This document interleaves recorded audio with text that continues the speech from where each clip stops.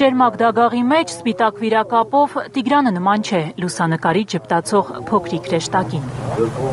Գյուղում պատմում են, որ վիրակապը թաքցնում է երեխայի սարսափելի սպիներով գլուխը։ Ասում են, հայրը նախքան խեղտամա անել է, ուժեղ խփել է փոքրիկի գլխին։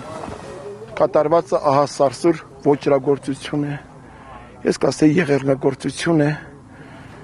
և ցավով եմ արձանագրում, որ սա կատարվում է մեր հայկական հասարակության կյանքում։ Տիգրանի մարմինը գտնելուց ներքին գործերի նախարարի սենսացիոն հայտարարությունից հետո, թե նախնական վարկածով հայրն է սպանել երեխային, ծափաթաղցիները երկու ճամբարի են բաժանվել։ Մի մասը վստահ է, որ հայրն է հրեշավոր հանցանքի հեղինակը։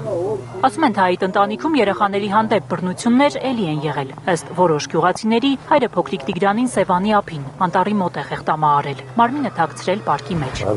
Ու այն օրերին, երբ բոլորը շունչները պահած սպասում էին հրաշքի, գիշերները, երբ որոնողական աշխատանքները մթության պատճառով մինչև լուսաբաց դադարեցվել են, տեղից տեղ է տարել մարմինը, 10 մատի պես իմանալով գյուղի տարածքը։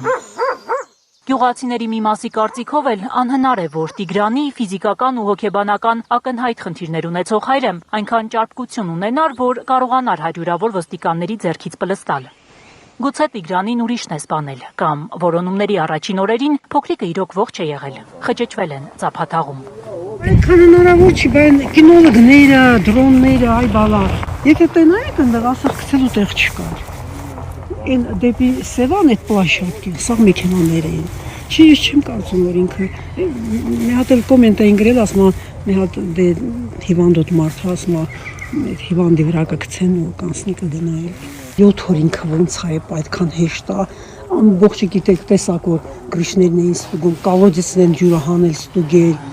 Անհնար էր, որ շները զգացած չլինեին արևի տակ օրերով մնացած դիակի հոտը։ Տիգրանի մայրն ասում է, այս հարցերից ոչ մեկի պատասխանը չգիտի։ Ամուսինն իրեն ոչինչ չի ասել, ոչինչ չի իմացել։ Եթե իմանայինք, կկանխեինք, ասում է Տիգրանի տատը։ Եթե իմանայինք, կկանխեինք, չգիտենք։ Չգիտենք, ասում եմ։ Էլ ոնց ասենք, չգիտենք։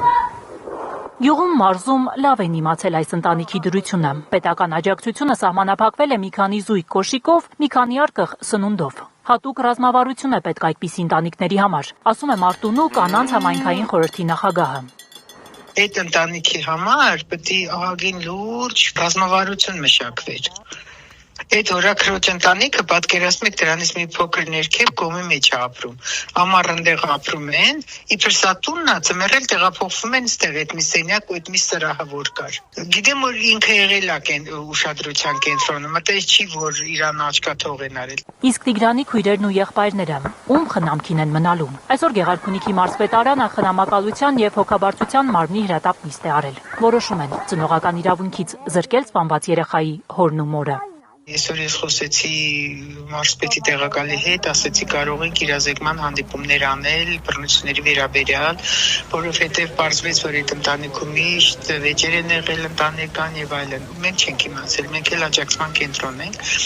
Ասեց, որ այսօր ոնց որ թե առողջապահության վարչության պետը, մարզպետարանի պետք է գնան համայնք եւ խոսեն երեխաների հետագա ճակատագրի մասին։ Տիգրանի կալանավորված հայրը չի մասնակցել որդու հուղարկավորությանը։ Եկեղեցական կարգով կանայք Տիգրանի շիրիմին այցի կգնան էգնահողին վաղը։ Փոքրիկ հրեշտակի եղբայրները խաղում են բակում, չկրահելով էլ, ինչու են հենց Տիգրանի նկարը կախել պատին։ Մեծերը կովերին են արածեցնելու տարել։ Երեխաների մորական տատը կարտոֆիլ է մաքրում մի շնչով փոքրացած ընտանիքի համար։ Գայանե Մովսիսյան, Հենրիկ Համազասպյան, Գագիկ Տեր-Ղազարյան, Հայլուր։ Հայաստանում եւ աշխարհում տեղի ունեցող իրադարձությունների մասին առաջինն իմանալու համար բաժանորդագրվեք մեր ալիքին, սեղմեք զանգակը, որ բաց չթողնեք ամենահրատապը, ամենակարևորն ու հետաքրքիրը։